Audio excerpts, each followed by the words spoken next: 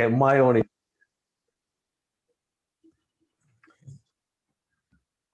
Okay. Right, that's my background. Okay, and I've been here. I did in 1998. I completed my MBA, and then ever since, like, joined the working class around the world, toiling away at the moment. Okay, and that's me. And I live in Great Bar, just off Junction 7. You might know there's a hotel, Holiday Inn. It used to be called Post House before, and it's Holiday Inn by Junction 7, where I live. I'm associated with AIC and Samicha. AIC was further weakened after most of the people immigrated or joined the organization in 60s, became senior citizens now. So it was weakened, but now it has a bit of an upsurge and a new life with these Malayali communities moved into the mass migration from Malayali community, including me. So that is what it is. We're trying to associate with more communist groups. So probably next party congress, CPM party congress, prior to party congress, we have a conference here. We'll try to include similar like-minded people to come and have join us with your ideas and thoughts. So that's me. Okay, I would like to know all of you. If you want to introduce yourself, I'm happy to listen to. You're mute, comrade. I think we can start. Phil. Phil, all can unmute. Yeah, I'm Phil. I've been involved in sort of left-style politics for many, many years in Birmingham, and also with other national minority groups like Pakistani Workers Association and other organizations. And we are sort of a few like-minded elderly individuals, it seems. Yeah. Yeah. Surinder? Yeah, same really, just sort of on the left politics and anti-racist struggles. James? James? Unmute. Okay. Well, I'm James or Jim, and I am an elderly Maoist, no longer involved in any political organizations because there aren't any in this country that take the right line. Lake, I think yes. Kalpana. I'm retired GP. Ever since university days, been involved in some kind of left politics. I mean, I like to be active, but I think it's mainly sort of anti-racist, refugees and women's issues more than, I would say, communist issues that I seem to be involved in.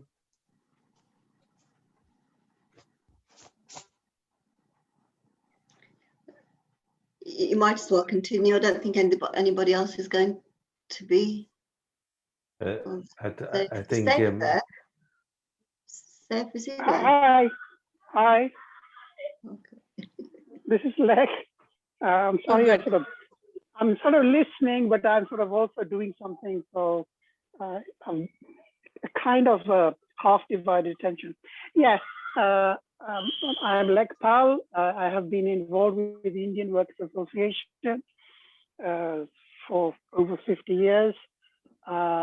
This is an alternative organization to the one that's being backed by the AIC CPM. This has been mostly a Naxalite-oriented organization. So I think our speaker will understand where I'm coming from.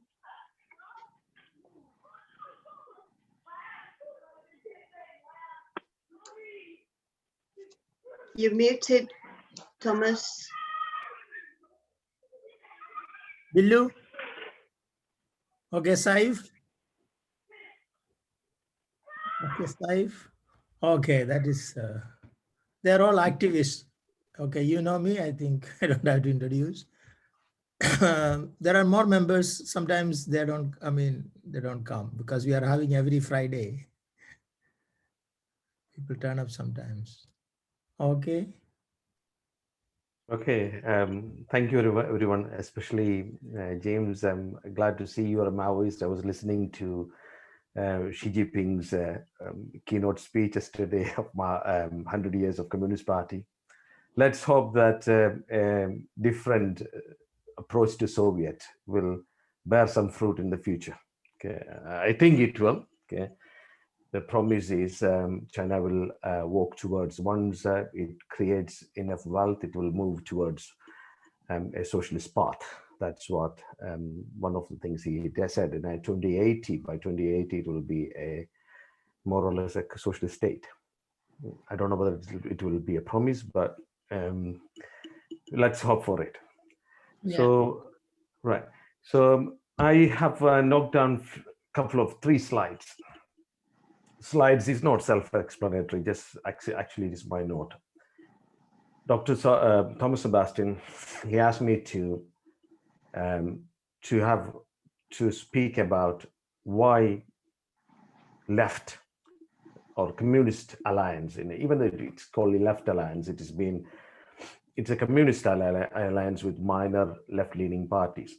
All these minor left-leaning parties, after pre-independence, lost its course. It has left in its words, but the actions and policies it may not match up to their words or name. So why in Kerala we as CPM held on to power, and why not in Bengal and Tripura? That is our subject. So I'll share my screen with so it's easy for me to read through it and okay, I'll take my screen. I have given permission, yeah. Thank you.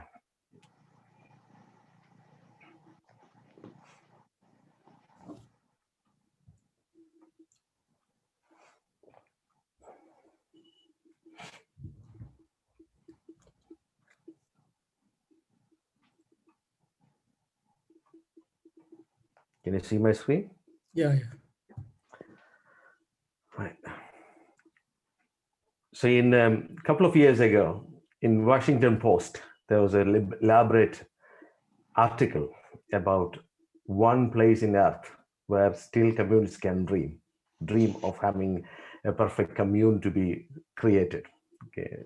It was semi-satiric, however. There was an article, and it was, I have the link for it, and if you search in Google, it comes up. If you search for Washington Post, one of the few places where communists can still dream.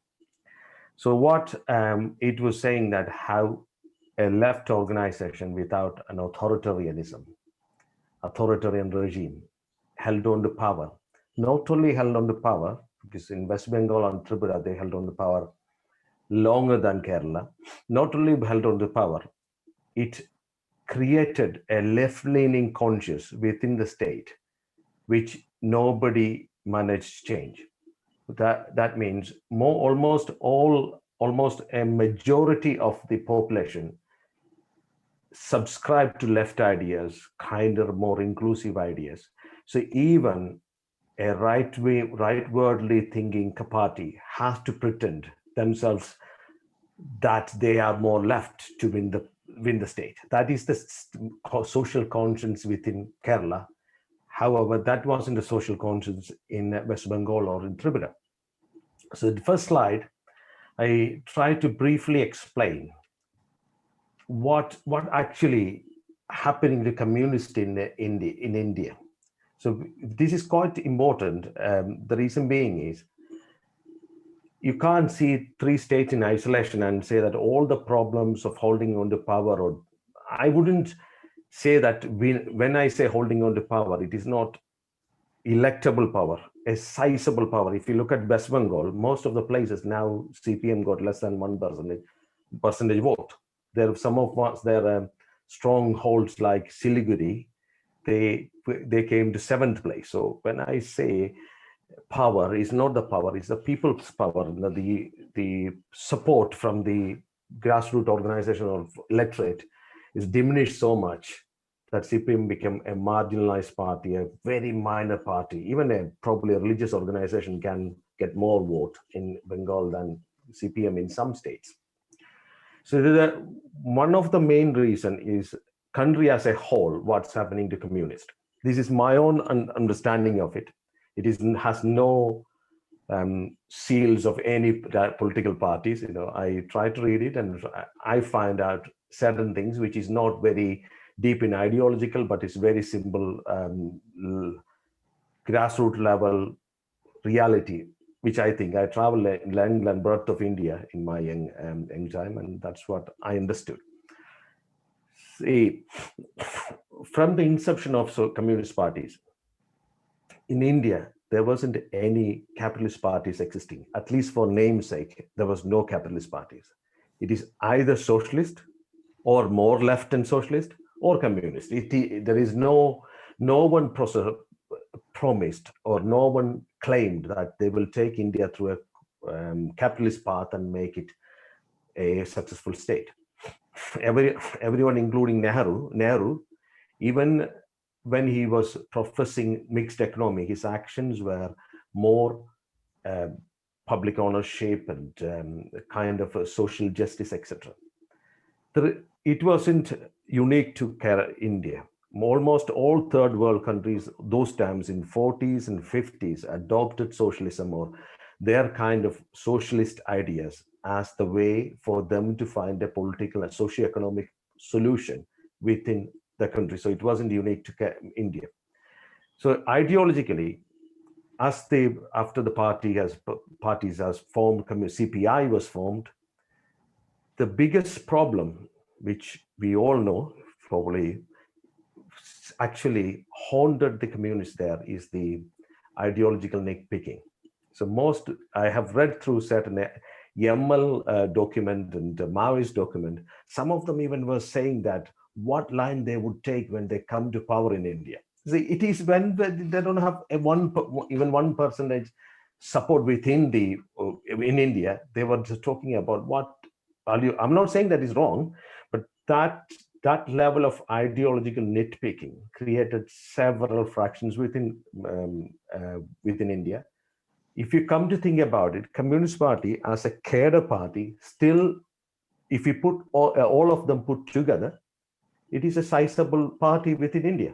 But it has split into several small factions within factions. That is what's happening with the communists in India.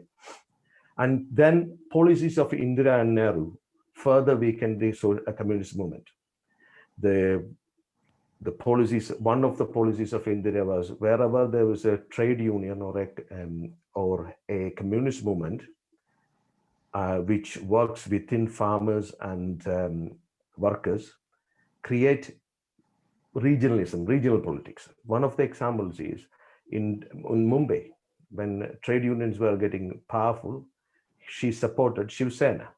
So that ebbed and removed, and people in Marathi or the people in Mumbai started identifying them as Marathis or Mumbaiites than working class. That worked in many places like Coimbatore, Madurai, in UP, in leather processing areas of UP, Himachal Pradesh. It worked very well, and communists lost it, and communists were unable to counter these tactics. And also in 1960s and 70s, between 1964 and 1970s, 75, during emergency, the hunting and suppressing communists also played its part.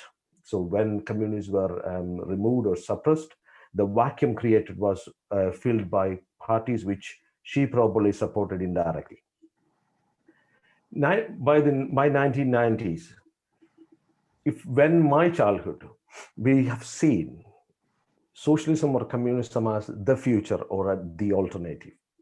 By 1990s, the mindset, if you speak to anyone of 30, 35 plus, they no longer see communism or a centralized socialism as a solution. So it is very difficult to go to even some of the African groups when we talk.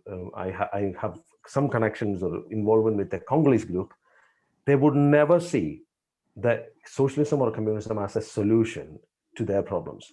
But a generation before, if a country is in turmoil, a capitalist problem, if the capitalism created a problem or imperialism created a problem, the mainstream politics within the party evolved as a socialist or a communist party that no longer exists in the world. Okay. It may happen by the rise of China or when the tide change. Even now, it is not a solution. That's why even in Britain, Jeremy Corbyn is not seen by probably very young people, but somebody between 25 to 45 would not see that communism or an extreme left as a solution.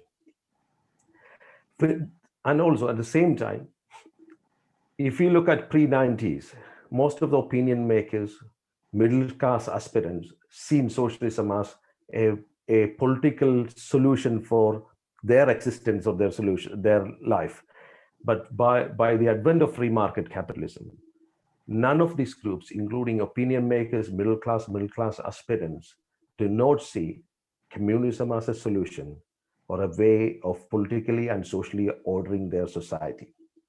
So with the Communist Party's failure, these are the major problems, but Communist parties have their own failures as well, because they failed to develop a policy or a solution for a very diverse, complex working class in India. Most of the working class in India do not even identify themselves as working class or any kind of class. It identified by caste and villages and everything is very difficult. So in the Indian communists, when they try to follow socialist models of Soviet Union or China, they fail that that model would not work. CPIM, on the other hand, tried to do it, and they said they will have their own version of communism, but they couldn't do it as well. So, and also obviously some working class struggles or pan caste, all these, above all these identities, some struggles like farmer struggle do exist. However, communist parties fail to identify and devise policies for the working class, otherwise fallen victim to identity politics in India. So they are all, if you look at, if you go to Gujarat, a leather worker will identify as Patel or I don't know the castes there, various castes rather than, and their identity, their mandate, everything will swing based on that rather than a leather worker. But we couldn't break through that barrier at all. And obviously globally, the march of the right-wing power and social media as well. This is the Indian background, I think, where these three states held on to power. So that's the only three states in the CPIML, where Thomas Sebastian, etc., is supporting to or a member of, couldn't make great progress in Bihar and where Jharkhand, where they are a prominent force. But these are the only three states, at the least, communists come to power. UP, places like UP, CPI was a great power, but they couldn't even come near to the power within UP, Uttar Pradesh, the middle of India as well. Next slide, I have taken to see how these three states are. There are lots of parameters are there, but majorly, because we got limited time and it's only 20 minutes, 25 minutes of a presentation. So I put major 4 factors, what makes those states similar and dissimilar. If you look at Bengal, obviously in India is ridden with caste and religion. So ever since probably British time, British imperialist time, Bengal, 70% is Hindus, 27% is Muslims, and very tiny minority is Christians. And also the demographic distribution is also very important. Muslims are on east side of mostly majority of the Muslims, other than city migrants, they live in east side of Bengal. So rest is predominantly Hindu area. When you come to Tripura, the demography is 83% Hindus, but majority of them are tribal. This is very important because this is how CPM tactically played their politics and later failed. And then it come to Kerala. Hindus are, sorry, I made a mistake there. That is not, that is I just copied and pasted by mistake, but Hindus are only 50%, Muslims are 26%, and Christians are 18%. You can see, and in Hindus, of the 53% of Hindus, about more than half is a community called Iravas. Even though religious fundamentalism seeps into Iravas, the founding principles of Iravas made it more secular. Right? It means their motto like, you become a good man, whichever religion it is. Their functions have all the pan-Hindu Muslim festivals plugged together. As a Hindu, you can go there, Muslim, you can go there, and a lot of people, like some of my friends who are Christians, members of this Irava, there is a religious group called SNDP. So Iravas, the majority group, almost majority supported CPM and still support CPM, because that CPM or Communist Party is the best matching party for their religious or what you call religious conviction. The religious conviction is one man, one God, one religion. So that only matches. So that is one of the reasons why the community was more towards communist, and it still stays as communist. So sorry for my mistake that I copied it wrongly. So if you look at the vote base in Bengal, there will be a general independent vote. In Bengal, independent people swings. If you look at the voting pattern, it swings from one to another violently. It is like all or nothing. So when the independent voters used to vote for CPM, they all voted for CPM.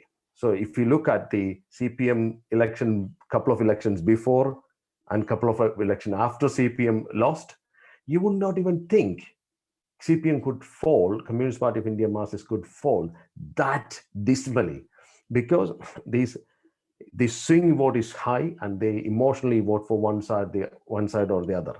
But the core vote of CPM was forward, like forward classes, what they call upper classes or something they identify themselves as. 20 to 13% of the vote voters of total voters of Bengal was them, and they were supporting CPM, and also Muslim concentrated area, they were supporting CPM. For the obvious reasons that they were secular, and Bengali literature, those 40s and 50s, predominantly literature and art was supporting left. So it was the right decision. However, that was how the base core vote within Bengal state. When you come to Tripura, Tripura CPM, it is probably a rare experiment. It never happened probably in the history of a large communist party, because the caste communist party itself identified or fallen into or tactically placed themselves as an identity political party. So CPM within Tripura was more predominantly tribal party when it started. 80% of the population, total population, is Hindus. Of that, nearly 82% is tribal. And CPM was the only party which was supporting or getting the support of tribals. So the win was quite easy, just walk through. But I'll explain in the following slide. The problem in Tripura hasn't happened now. It was happening for a long time, but the vacuum it's created for a long time wasn't capitalized by anyone. That's the reason why CPM was constantly winning in the state. But whereas in Kerala, there is no specific large vote bank for CPM from any religious caste, any interest groups. It's almost spread across. There are some places is concentrated, but it is not dangerously concentrated. By that, what I mean is, if one caste or a interest group suddenly pulls back, it wouldn't fall the way it fell in Bengal or Tripura.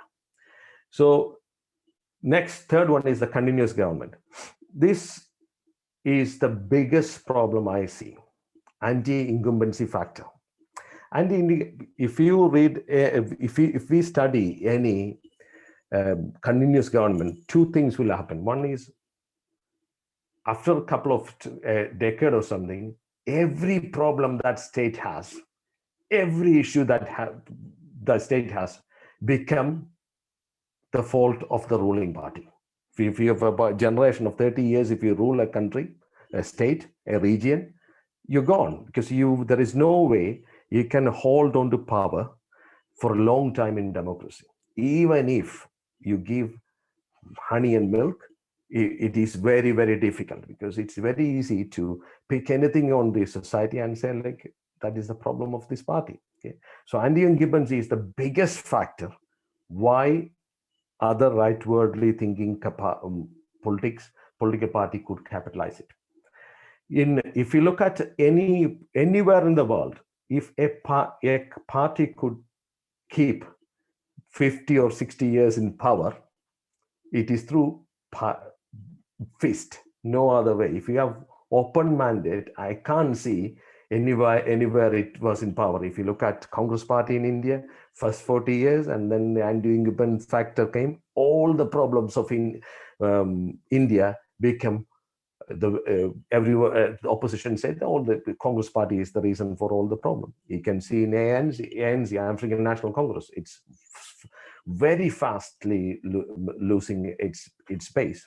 But if you look at in parties like conservatives, liberals, and labor here, but 10, 15 years, conservatives will rule, and then there will be a change in the direction, and they will come back. But if you think that conservatives going to rule for 50 years, I bet that party will be dead. That's how people will see.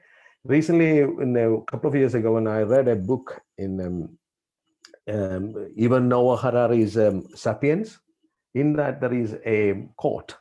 It's saying that Russia used to go for every 6-7 years, every other 6 years, constant famine and food scarcity, terrible war, and epidemics. And then they elected communists. They went through a difficult time up to 1960s.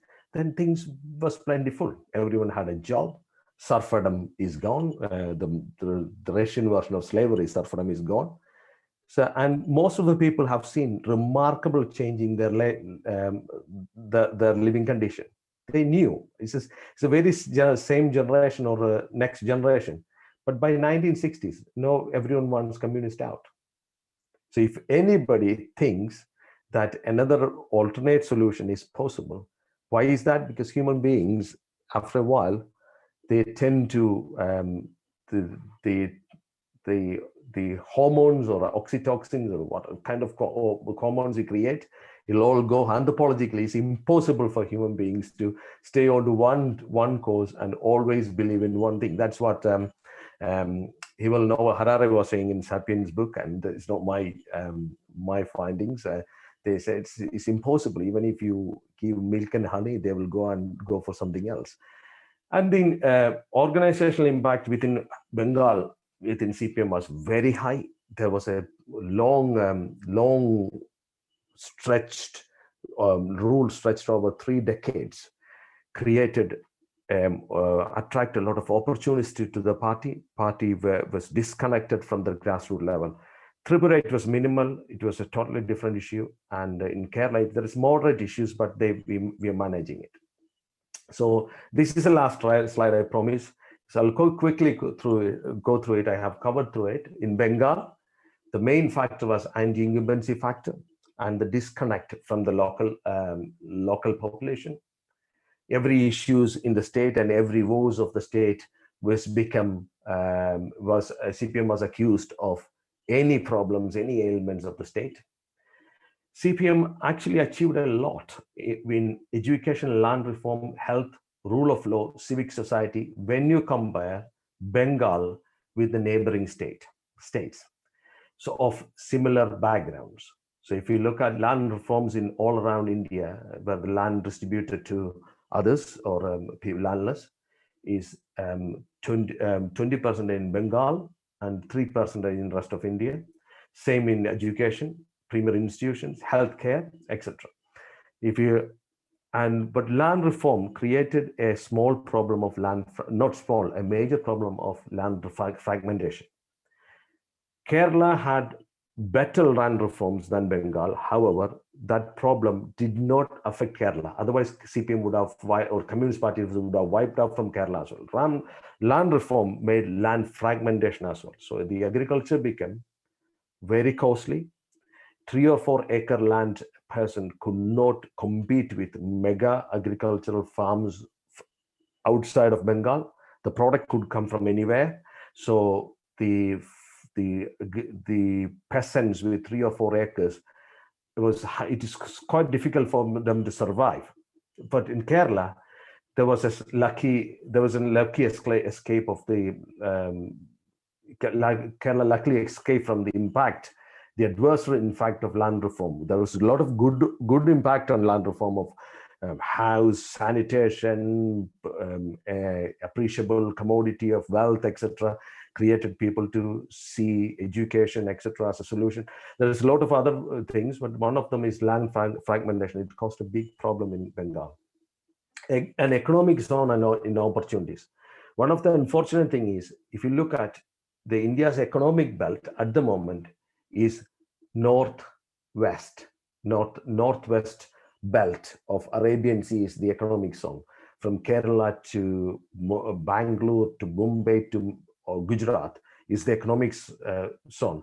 And the connectivity to this, to Bengal, is very poor. So there are economic reasons why state couldn't develop the way they wish to develop. Now, another thing is with the advent of right-wing parties, resurgence of identity caste politics become apparent and very prominent in Bengal. Okay. Low literacy in Bengal, and also left does not control the art, cultural, and media section of Bengal anyway. And also there is during independence, we luckily escaped a big bloodbath because of Mahatma Gandhi's influence there. But the rift between the separation of Muslims and Hindus through national media pumped up, saying that there's a big danger of Muslims and there will be thousands of Bin Ladens are going to come. There is no evidence of that, that in India, but what you call a Nazi-like scare is there, so people subscribe to it, and that the rift is very, very high. After losing a first election in Bengal, I think CPM made a lot of historic errors like having alliance with Congress, which they fought until then, and until then they said it is our primary enemy. Suddenly the enemy became the friend, and many people who lost life or limbs while Congress was in power could not reconcile with that. Another recent election, CPM associated with a party called ISF, Indian Secular Front.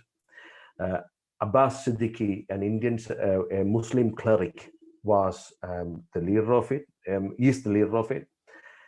However, there are lots of words saying that it is actually a right-wing BJP creation to split the vote and create more identity politics. Anyway, CPM went and had alliance with them.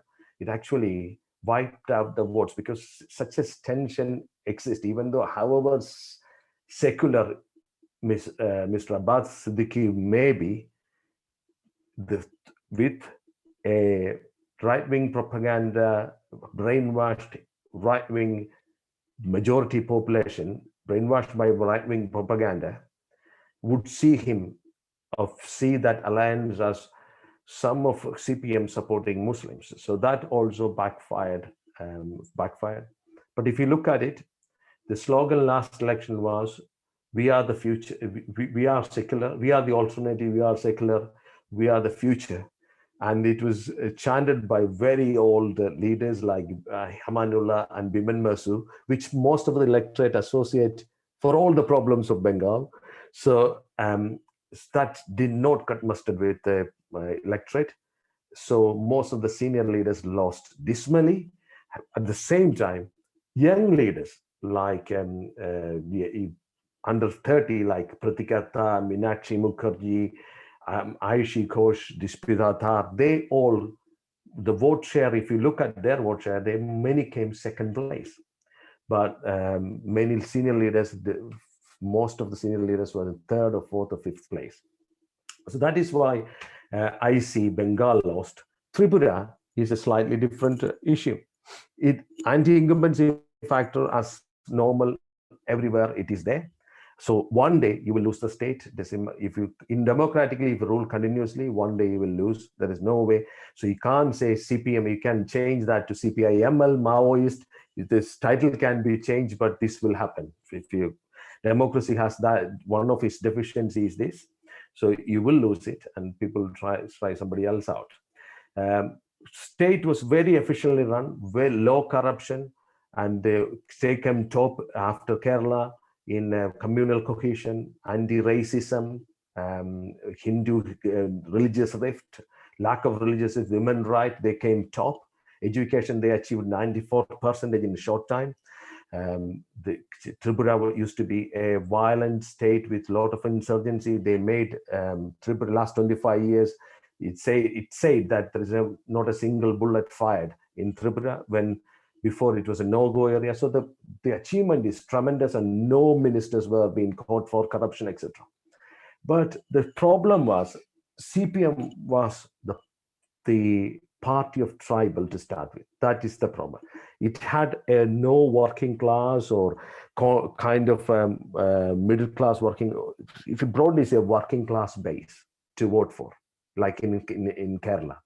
It was solely a tribal party. But however, when party decided to industrialize and steam ahead with changes, the conflict between tribals started coming up. One of the example was they have made a dam near Gaumati River. Gaumati River would have created a lot of jobs, industrialization, steam ahead in that area. However, tribal scene has no benefit to them. They have never seen like that's the way of their life going. So going for somebody else. So tribal parties first time stood against CPM, saying that, well, we are going to strike against it. Several such things happen. Another thing is a local language called Kokabruk was made, Left Alliance made it as a second language in Tripura. However, the dialect selected, the script selected, there's no script for this language. But so to make it written language, the script selected was Bengali. This created a problem because already CPM was over the time, the leadership, 1970s, a lot of Bengalis migrated to Tripura, and they joined the party because they're educated and they were more politically organized. They become the leaders in many tribal area for CPM. So slowly, the tribal groups started calling CPM as Bengali Babu's party. So it's somebody, a minority, well-educated, to come and rule us. So in that background, when you use the script, Bengali script, that became a major issue within Tripura. Second, now there is another subtle thing I found is Tripura was such a violent state. So many tribals fighting each other. Some wanted Christian convert to Christianity and Christian model. Some wanted traditional model. people in my youth and etc. Nobody want to go to Tripura. Maximum you go to Agartala, do your job, whatever you need to do, next flight off, because you don't know, no hotel is safe, no land was safe. But making the state safe and unarming tribal insurgents, even though it made safety, it created another problem. The problem is all these groups of militants grouped together and made a tribal party. So that party is called IPTF. So they decided IPFT, Indigenous People Party of Tripura. So until then, they were not in the political process. Even the tribals couldn't stand them because, they used to hide among the normal peace-loving villages and kidnapping and killings were happening. Suddenly they turned around, made a political party. So slowly, the people identified with CPM started moving towards the tribal party. So that is one of the bad thing happened to, or politically or electorally, one of the worst thing could have happened to CPM. Worst result came when CPM brought, or Left Front brought peace into the state. So they organized as a political party, and it was named IPFT, Indigenous People's Party, Indigenous People's Party of Tripura. This party was actually funded and backed by a insurgent or a separatist group called NLFT, National Liberation Front Tripura. Most of you know they were one of the most violent insurgents there. And they even kidnapped RSS and BJP, the right-wing Hindu parties members, and murdered them. So CPM did not envisage that there is as IPFT increases power, CPM or no political analyst ever thought RSS, BJP, right-wing Hindu parties could go and strike a deal with them. But this is what happened. So BJP initially purchased Congress and Trinamool Congress MLAs and made their presence in the assembly. And they made a group. This is how they operated. They have no claim or no accusation, no kind of bad thing to say about the governing party. They never strike against them. They protested, nothing. They have done nothing. But instead, they brought these MLAs, members of Legislative Assembly from Congress and TMC. And then next election, they made alliance with one of their arch enemy, IPFT, Indigenous People's Front of Tripura. That swing the vote completely to BJP, which wiped out. That's how CPM lost in Tripura. Likewise in Kerala, I will not go further. Quickly, I'll go through it in 2 minutes. Unlike these two states, Kerala has a basic left-leaning attitude within the people, which was cemented by social reformers like Sri Narayana Guru and others. Communist parties have a non-partisan presence in the society, even in churches, temples. They have a very good presence. For example, I would say that they are in Guinness Book of World Record of providing food in medical colleges in India. Every day they do about 30,000 to 40,000 food parcels. So this has nothing to do with communism or party or politics. But somebody who gets the benefit of it will warmly welcome this party and into them. So if they, over the time, they shed their identities and probably think independently to vote for communists. So they have a very strong presence through Recycle Kerala, flood relief, free food parcels, and hospitals, blood donations, etc. There could have been a big problem of land fragmentation, militant trade unionism, low industrialization, high population, highly educated high population, and low opportunity for them in Kerala. But luckily, luckily, it was mitigated by mass migration and to the Gulf. The opportunities open in the Gulf states mitigated all this problem, and the wealth of Kerala and the cash started coming in. So all these problems of some policy, social policies that could have backfired, got mitigated by the remittance from Middle East and many other places. You know that Kerala has one of the largest working population in those states, in Gulf states. Then the things like progressive, they take up campaigns of progressive campaigns like equality for women, Shabarimala, etc. Even they get people who themselves identify as gay, lesbian, etc. Gay, lesbian, gender neutral group being welcomed into the party. That creates aura of a progressive party. No other party can match that progressive feeling for younger generation. Government's left-leaning policies like subsidized medicine, beautiful hospitals, flagship hospitals, food kits, better education, improved state pension is nearly double as much as the rest of India, and it is given regularly, also made public acceptance. Propagandas, it is very difficult. So far, the right-wing group normally take the media and the powerful apparatus like media and etc. They then pushes their agenda through propaganda. It is quite difficult because a very grassroots level grip of CPM makes it very difficult. They tried several times, they lost. Even Shabarimala issue, one of these holy shrine issues, we thought they'll make a big leap, but they couldn't, because CPM so far could defend the media manipulation quite successfully.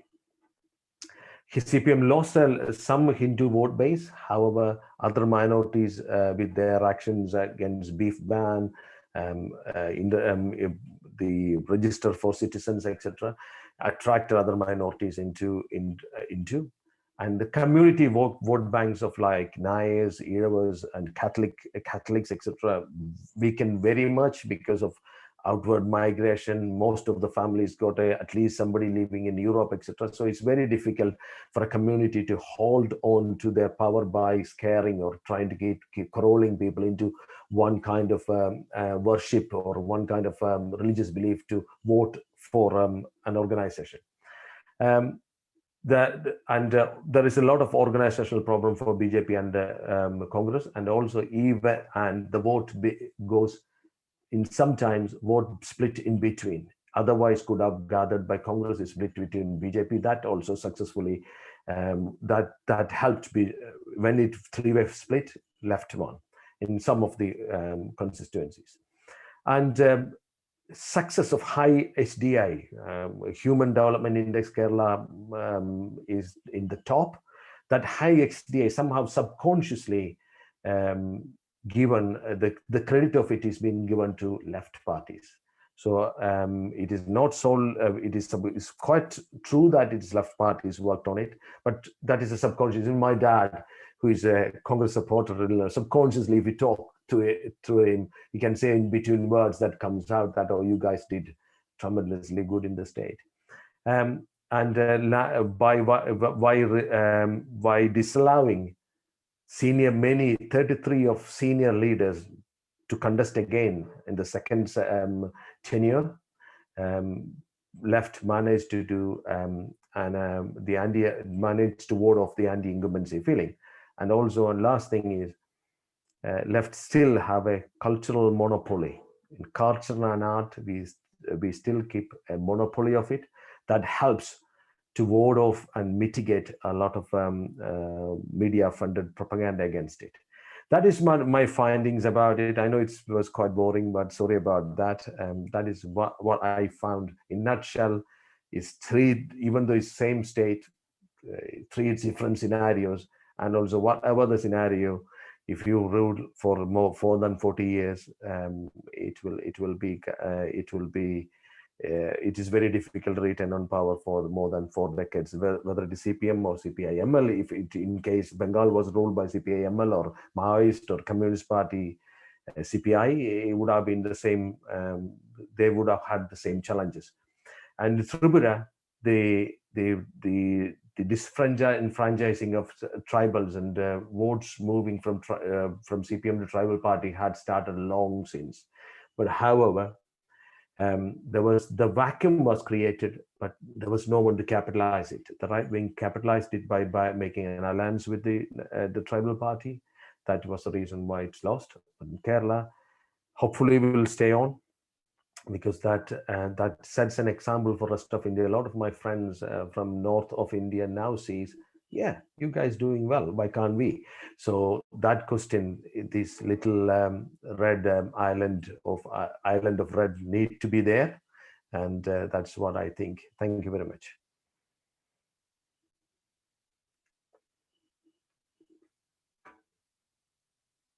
Shall I stop here? And withdraw that. Okay, now we'll have a discussion. Okay.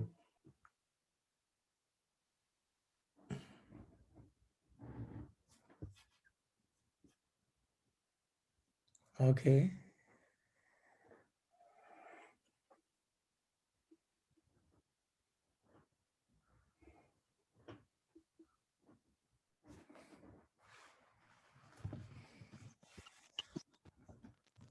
Yeah, everybody is raising?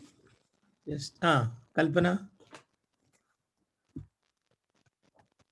Unmute. Yeah, I'm trying to.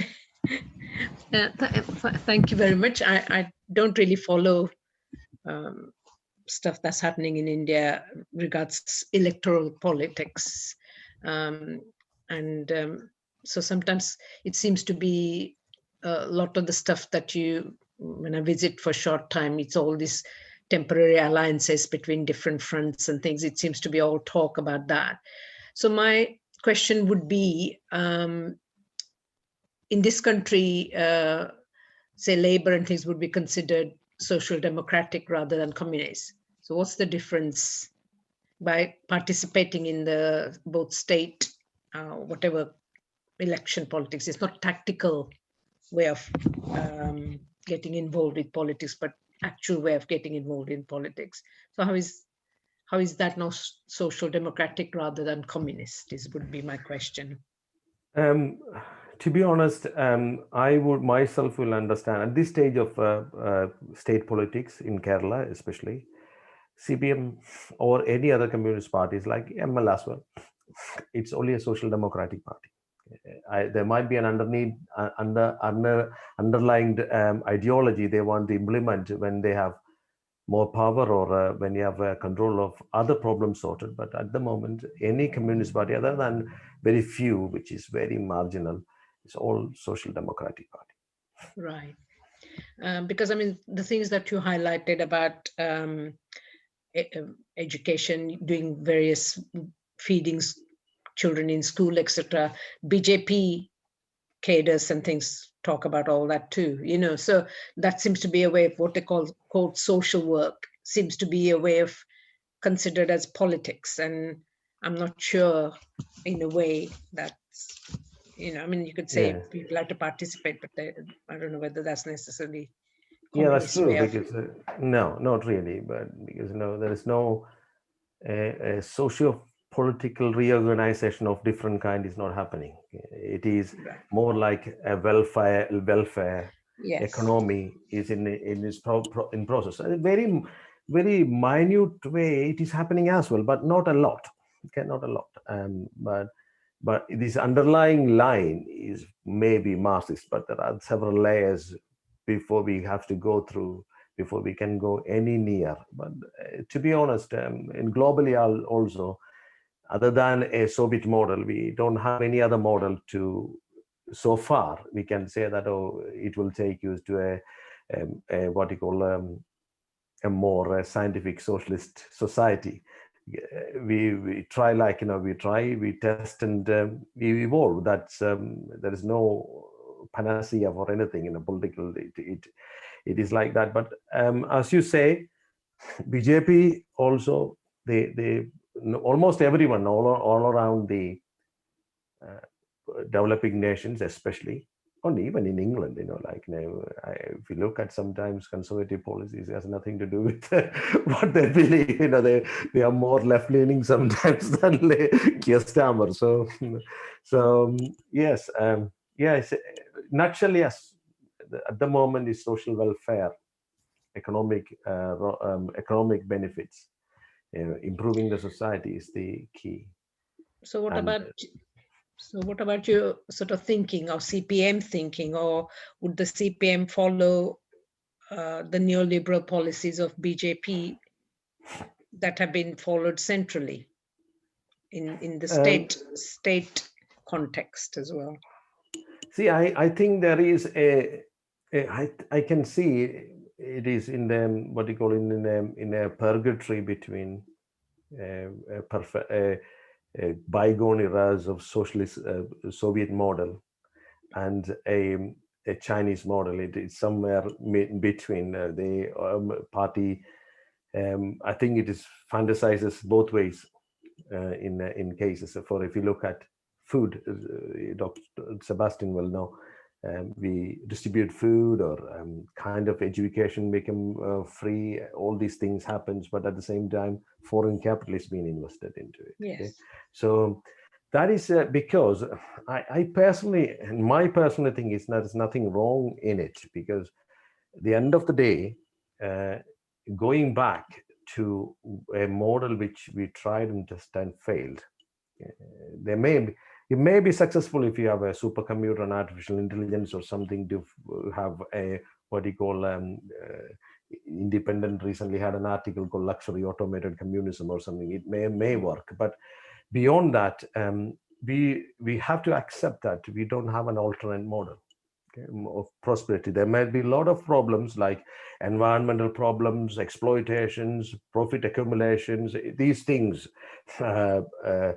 kind of capital, the people with capital influencing through media into politics, etc. These problems party has to work around to keep it. If we can't work around, keep it, it will be another Nandigram and it's gone. Okay, but so that is a challenge party has. Okay, at the same time, we don't have a working model of any other way of social progress. See, if you look at it, you can't adopt a Soviet model anymore, because wherever it worked, even in Cuba it worked. It's all good intentions. Intentions are great, but it doesn't work. It doesn't work. So, working model, we have a big problem within left-leaning communist or socialist or Hegelian, whatever you call yourself or identify. We very Christian or Muslim, Islamic when it comes to ideology. It's very dogmatic. You're turning through the Marx book. Situations change. Probably the idea behind stays, but situations and scenarios changed. So I don't think that it is possible. And also, mindset of the people also matters. If you go to Sweden or Finland, you can talk about environment, because in a Maslow's triangle of needs, they have traveled from the bigger bottom to the top. Okay, but we are just in the bottom. Even the right-wing parties, sometimes the slogan is just done progress, development. Okay? It is the expense of massive exploitation, pollution, and family breakdown, mass migration, everything. But this is what it's very easy to sit down in a Western country and say that, oh well, it shouldn't be like that. In your experience, shouldn't be, because the problems of it. But you can't get into that. You can't get away from that bandwagon. And there are small groups of communists there which disowns it, but the take up of that is very little. Thank you. I have two questions. One is a theoretical. You want to come first, Lake? Okay, I will say. Now about what you are saying, thank you for your explanations. You are suggesting that anti-incumbency will be there. Whatever party comes, if you are ruling for 15 years, 16 years, it should change. And I think that your model is a bourgeois democracy. That's the democracy we are in. for communists, what we would do is that people will think socialism is the only alternative because of the developments, because of the cultural change. In the Soviet Union, that is what an important contribution of Mao was that. That was the GPCR, Great Proletarian Cultural Revolution was that, Revolution, change yeah. that. So you yourself just now suggested in Kerala, it is sustaining because even if it is defeated, it will come back because there is a left, not only because of the communists. So my question is that what we find is that it was the high elite who was supporting it, and they had the literature, everything left. Everything seems to have disappeared, yeah, or Yes. it never percolated. It was not these socialist ideas never percolated. That I feel is Kanu Sanyal was in our party. I remember talking in a meeting that he and Jyoti Basu together were in a jail. At that time, Jyoti Basu was telling comrades, no, this is not how. Somehow we have to capture the power, not through struggles. That is. So in Bengal, there was no struggle. That was anyway. No. Even in Kerala, the CPIM is doing some struggle. When they are in opposition, they are continuously in struggle. I feel that once they were in power, they were got completely alienated. And that attitude was reflected in what I said. That was, I feel that. Therefore, your suggestion that anti-incumbency will be there even if ML is in power, I find that is not very theoretically strong. Correct. Yeah. Second thing is, my criticism is that but we are happy that CPIM is in power. We are not against it as a community. We are happy it is there. We were happy when CPM also was in power in Tripura and in Bengal. But what we were saying is that their policies are not actually taking you towards building a socialist society. So whenever you speak to, you also said just now, that what is the alternative we have? That of course we don't have the path. We are in a bourgeois democracy, we are using them. But whatever steps they are doing is actually, clearly they can see that. Jyotiba, for example, in West Bengal, even CPM economics said when they were taking the land at that time, I think I was in India, there are a lot of literature produced by CPM intellectuals themselves that there is another alternative way of developing industry there. That was cooperatives. Make the Nandigram people stakeholders. There was a very strong view, but they rejected it. The whole idea is that we are in a social democratic stage. At this stage, we have to first develop productive forces. You said just how said that China will become, after once all productive forces are developed to the full extent, then we will go to socialism. I find again this is not theoretical. At present, in Soviet Union, immediately after the revolution, productive forces were not developed. Okay. So they part of the new economic policy, brought the capitalism to develop social, leveled up. But now we are in a stage. Take the concrete case of India. India has got so much food grains available to feed the people, animals, and even the rats. The problem is of the distribution there. And this is, I feel that in Kerala, they are doing in some way, but their overall project is in the capitalist path. Take the example of, James has discussed this, KIFFB, Kerala Infrastructure Bonds. Now we discussed the financialization. I see the connection of the finance capital. They are coming and floating this in London Stock Exchange and getting money from here to develop Kerala infrastructure. And they are paying a very high rates of interest. This will be taxed by this. I think it is 7.5. It is relatively very high. I didn't verify this. I only read and recall. Very, very high, which means actually this is draining out of money from Kerala through the bonds, So this again is I don't know where, because Kerala, like states, they are not having the money. So now the finance capital, the economy is opened up. So even every state can also go and raise the money, just like firms are going. The Indian companies are raising money in London. They are also raising the money. So we can see that Kerala is coming into the grip of the finance capital. Kerala, as a small state, Indian government, you have a stay in determining. Kerala is being a small state, one of the smallest, but they have no international power at all. I mean, you don't Yes, have to that's comment. yes, the incumbency factors is I personally think that theoretically you may be able to explain, but I can't see any examples of it being worked in anywhere in the world. Even you go to places like places where very brilliantly ruled places compared to other places, say even the Soviets. Soviets. I said to the example of it. If you compare as somebody who born in 1890s or something, who lived until 1960s or something, okay, 70 years. Okay, 1960s, many didn't like it. Okay, and we were slow to reform. And you can see that Gorbachev's plans, whether it was never came into power and succeeded, then the things toppled down. But in Kerala, see, I don't think that it can go. We have a lot of cooperatives are there. Okay, a lot of things are being given to girls. One is called Uralangal Society. They're very good, and the public acceptance are increasing. They have made bridges, computer systems, etc., and given back the money to the people. So a lot of KIFBI funding go through cooperative societies. Okay. Rubber boards is very successful. Spices boards are very successful. Hospitals under almost CPIM controls almost means have a very good say in all these cooperative societies.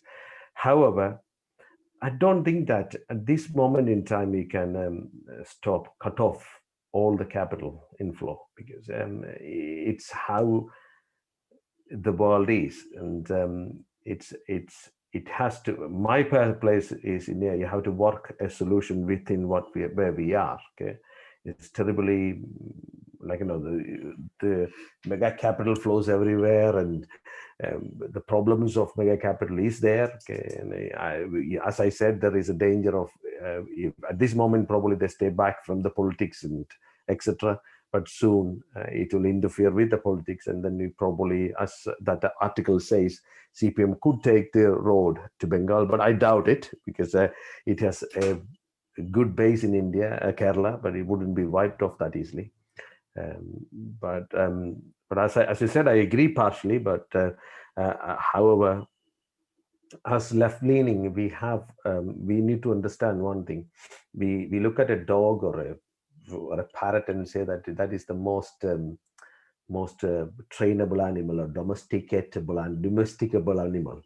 But we are the ones, we are very easily domesticated to any ideas, settings we have. In the 21st century, there are people who die for the country and believe that, a social concept. So it's a human concept like country people die for. So the concepts. So we are living in a place where people's every concept, every minute idea of who they are, how the society should be controlled by capitalist or a neoliberal system. And within that, a drastic change, I think, is impossible. I was saying recently to one of my friends, he said, China is a mass killer. Okay, this is what I said. I said, what, define killing? So they said, oh, they kill in Tiananmen Square. I said, I don't know all about how many been killed or dead, but yeah, for argument's sake, I agree with it. So, but if you see a successful rich nation or a powerful nation is built, last 25 or 30 years, they literally hasn't fired a bullet to create it. Okay. At the same time, if you look at from Aztec to American Empire or Egyptian to American Empire, you can see bloodbath to create empires or successful countries. Okay. So you now say, is it a bad state? He still says yes. Because when you say that the last 20 years, look at America, how many has been killed. So then his killing definition is, state's killing is, it only kills its own citizen, because his mind is being set to believe that a state is only cruel when it kills its own citizens. You could get anyone else.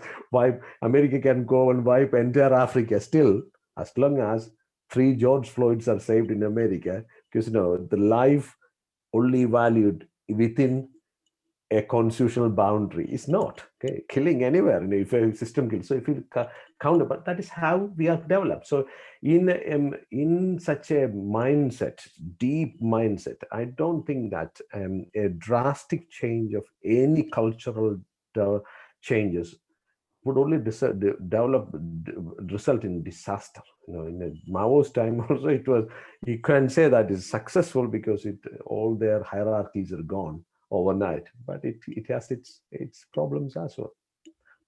So it's a pill, either you take, but the moment I think that more moderate approach towards a socially just society of a social democratic path before it can be turned into a more Marxist path or a whatever path you want to call, Okay, Lake.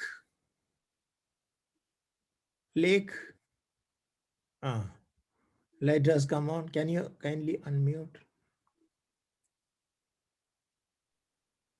Okay. Thank you for that. Interesting talk. I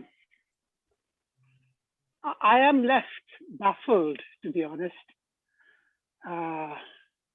Having read Lenin, Marx, the ultimate society's approach is going to be towards communism, and the capitalism will destruct, and the destruction has to be helped along by working class uprising.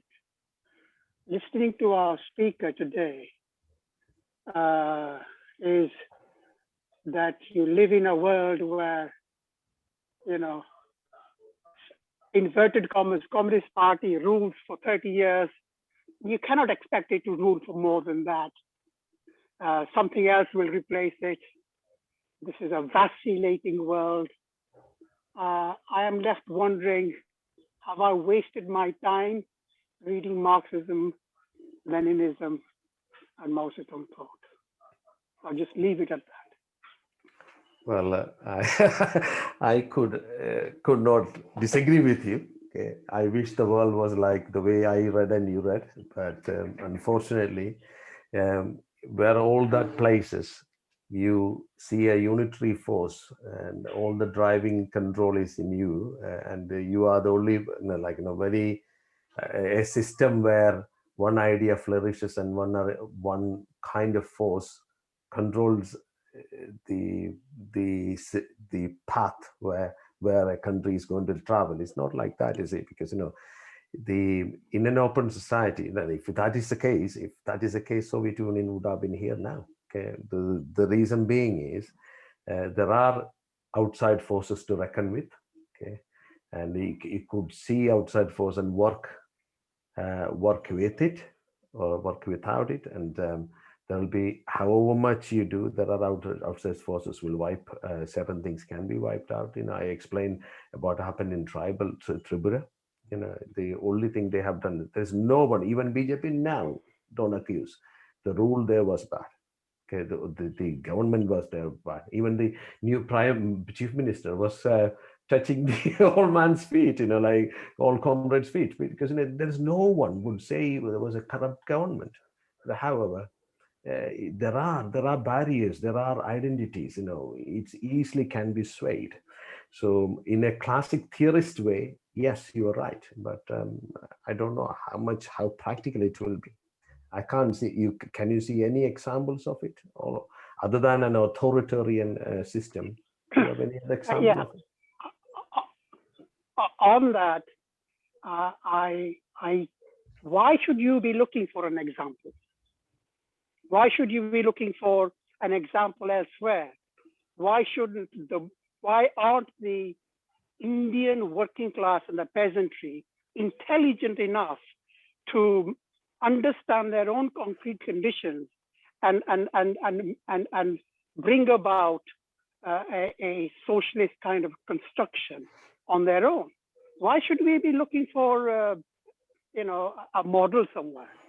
You know, Marxism-Leninism is a science, right, which is applicable in every society, in every corner of the world. It is a question of how do you implement that scientific thought and engineer or develop a society. And this is what we are lacking. We need developers of society. We've got the scientific basis in Marxism, Engels, and all that sort. And I think where your party is at, well, I don't want to use, I was going to say at fault, is that you are not looking at all the contradictions that exist in Indian society. For example, you're moving into the tribal areas and imposing Bengali language on them. That is a hugely ignorant approach on what the needs of the tribal people are. CPIM have, until even now, I think, have completely ignored the question of the Dalits. They expect the Dalits to toe the line of the Brahmin-led trade unions and not educate the Brahmin leaders of the trade union, who may well be the CPIM leaders, to understand, you know, what it's like to be a Dalit. So these are the contradictions in society, the contradictions of women, the contradiction of tribals, the contradiction of religion and nationalities, which the CPIM has not really fully, I think, in my view, analyzed. And they have embarked upon, like you said, we're a social democratic society. This is where we live. And, you know, if new liberal privatization policies are going to be imposed upon, that is the world we live in. So let's make the best of it. Hence, the huge defeat you had in Nandigram and the other places in Bengal. I'll just end there. Okay. Anybody else want to say something? Otherwise, we can sum up. It is going to be 8:30. We have 2 minutes if you wish to summarize or say something. 2 or 3 minutes. Yeah, Tom. Yeah, Tom. Rajesh, thanks very much for this presentation. The presentation was very concrete, and especially a lot of good points were made. So really appreciate that presentation. Now, it's really good that you talked about SGI. You talked about SGI in Tripura and Kerala. You talked about in Kerala how SGI was attributed to basically to the left, right? Now, if we take SGI, the point of SGI concretely, Tripura SGI-wise is very, very high. Educationally, it's 97-98% literacy, which is equivalent to Singapore. Similarly, fertility rates, productivity rates, and so on and so forth are extremely, extremely high, right? So if we focus on, if we merely focus on SGI is very, very common between Kerala. In fact, Tripura would be better in some ways. Tripura would be better off. So this point cannot be argued. Yes, your point is fine that it was subconsciously. I don't know how we can verify it, but you are in a better place to verify that, probably comment on that, probably that subconsciously in Kerala, the high SDI was attributed towards the left, right? Now, but that in itself raises a question, why in Tripura, high SDI was not attributed to the left? Given that Manik Sarkar was the chief minister of Tripura for 20 years. I mean, 20 years is not a minor achievement in any, whatever you want to talk about. I mean, before, and not only Manik Sarkar, before Manik Sarkar, you had Nripen Chakravarti and what's his name? Deb guy. I forgot the name of the guy. Dashrath Deb. He was a tribal chief minister. Tribal guy. Yeah, exactly. So CP has a long history and presence in Tripura. Now, how can that be wiped out within very short period of time, right? So HDI, if HDI is one of the key points, which if you're a communist, if you're a socialist, if you're coming from any kind of a Hegelian or European or Eurocentric perspective, if you're coming from that particular perspective, you are going to insist on HDI or material growths, factors of material growths, and so on and so forth, right? So that factor does not work. That factor did not work for CP in Tripura. I mean, if we can take an example here, very concrete example of Tripura, that 3 weeks back, 3 Muslims were lynched in Tripura, right? Killed in Tripura, right? So why it didn't work in Tripura? That is one of the questions that we need to investigate. Obviously, in the short meeting, we cannot investigate it fully, but that is an important point that we need to take into account. Now, in your first slide, you talked about something very, very important. That is the demographic distribution in these 3 states. If you look at West Bengal, if we look at Tripura and we look at Kerala, right? In Tripura, 70% are Brahminists, which, I mean, wrongly called Hindus or whatever it is, right? But I would label them as Brahminists, 70% of them. Muslims are about 20%, Christians are about 1%, and so on, right? Now, in Kerala, if you look at the demographic, it's very, very interesting. In Kerala, about 54% are Brahminists, right? Even out of those, a lot of them are, as you rightly pointed out, are Yurwas, Taddy toppers, right? So, and they were historically pagans, or what we call pagans, or forest dwellers who converted to, I mean, some would argue that they converted to Buddhism, and in some weird formation by Brahmins labeled as Hindus, a kind of a blanket sort of thing, right?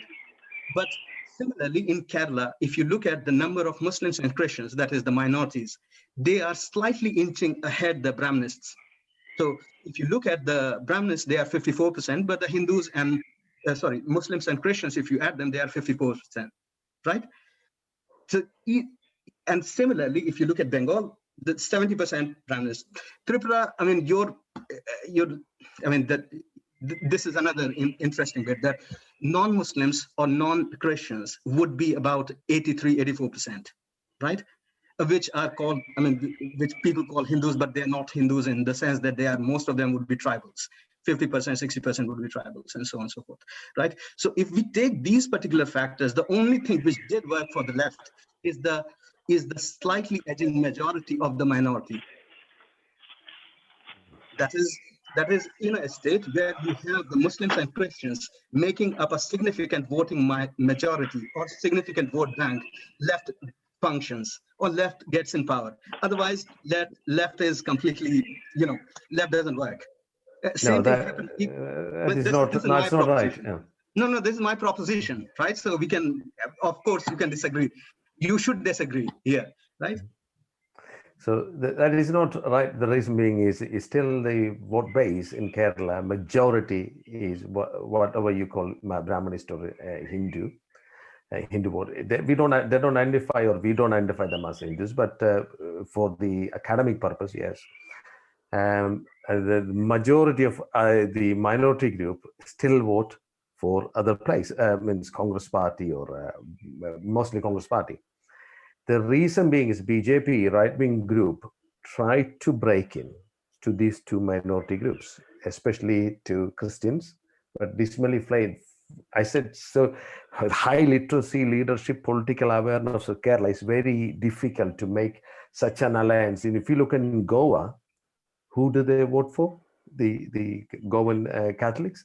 They vote for BJP. Okay, it could have anywhere, but last elections they voted en masse to BJP, and BJP came to power.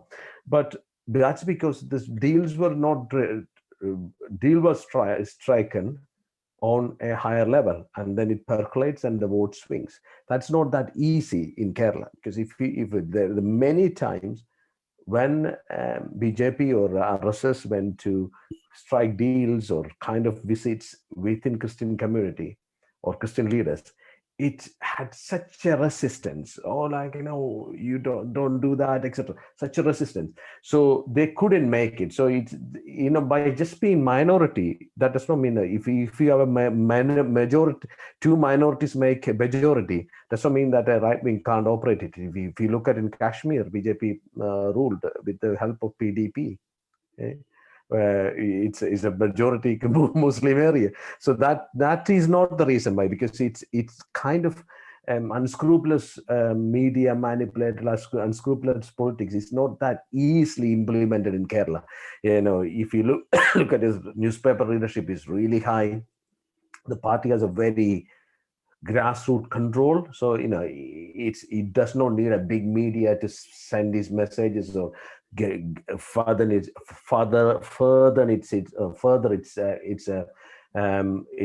popularity within the society. Because if you look at, when I was a student, I was an activist. Every corner it has. When you go to a hospital, a poor person will have a food parcel. It has no, so it's not that easy in Kerala to break through. If the last election, we think that BJP flown money like, just like water, going through Ganges, that's how they put the money, but they still couldn't cut through. Hopefully it will stay like that. Okay, you don't know how long. Okay, demographic combination definitely is a factor. Okay? Because you can't, as an identity political party or a religious party, you can't please all the three. So if one please, the other one goes. But however, it's, as you said, it's a factor, but it's not the factor. It is very difficult to cut through. And the art, cultural, opinion makers is still predominantly left-leaning. So if you look at Baba Ramdev or any other opinion makers in UP, is BJP. So when he says, like, immerse yourself in cow urine, people jump in their millions. But if you come here, this is different. If you'll still say that we eat beef, and that is excrement, we are not going to jump in. It comes from opinion makers, art, culture, So that is still strong in Kerala. Yeah, you're right, absolutely. It comes from the fundamental how people are defining themselves. And this is what I'm saying, that in West Bengal, the majority or the Brahminists defined themselves as their Brahminist identity. In fact, if we look at this particular election in which Mamta won, Mamta in the end invoked two very interesting things, which, obviously, whatever people were paying attention or not paying attention. One of the things she invoked was that she is the daughter of Bengal. And these people are coming outside of Bengal. So regionalism, a kind of a regionalist xenophobia was, of course, left or whatever, left is completely in tatters in India. So they are desperate to grab whatever they can grab. So Mamta became their savior. The second thing she invoked is very interesting. She invoked a particular chant, which is Durga chant. Right, that she is the daughter of a Brahmin. How dare these people can challenge her? That is the deep identity which is embedded within the Brahminist populace, which she is invoking. Now, left always goes, I'm not talking about only CPIM, I'm talking about most of the left. It's the wishy-washy sort of thing, that hand waving, okay, no, it's just some working class thing and so on and so forth. We need some sort of solidarity and everything is going to work out fine. But it's not going to work out fine, because we have to identify what exactly is working and what exactly is not working. And what is not working is just invoking the working class solidarity. There is no working class solidarity there in India and so on and so forth. No farmer solidarity and so on and so forth. To have a commonly interested group called working class, to build, in my first slide, I said it will be a mammoth task, because the identities are like, it's just like family trees. Like if you take one person, a group, it just identity goes drive down to the end level, and even a man or a group of a family will have its own identity, and it is far away from that. That is last identity. He will be akin himself to is the working class. Okay, last thing, common goal or political change is he to love his religion, his language. So in India, that kind of a movement which you would have seen in China or in Russia. I don't, in my perspective, I'm not a Marxist analyst or anything. I'm just a guy working in IT. But however, it is impossible. As you said, Durga chant is why I said Kerala is slightly different and it has more politically aware societies. Same chant Narendra Modi tried in Kerala. But the very place he tried was last year they won.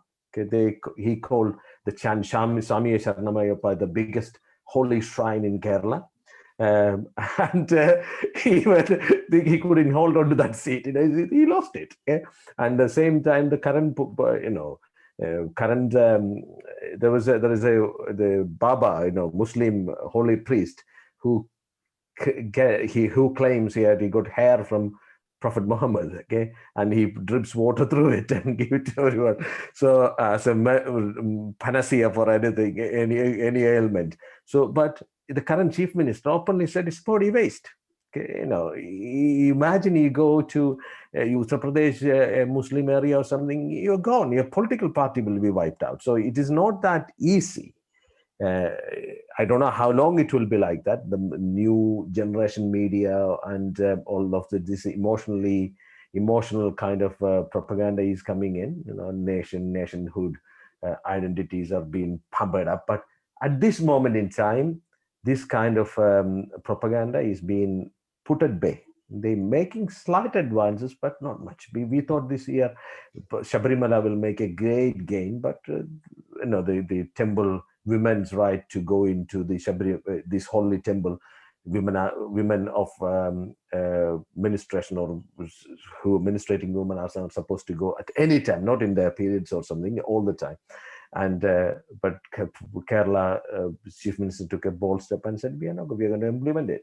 And we thought it's going to a big, massive protest. We thought it's going to be a big problem, but it didn't make much difference. That's because we shall wind up. Yeah. Okay, thank you very much, Rajesh, for coming and making this presentation. Thank you very much. It was a very good debate. I hope you can join us again in future. Well, yeah. Not on Friday. My kids 3 times opened the door to say, where is our food today?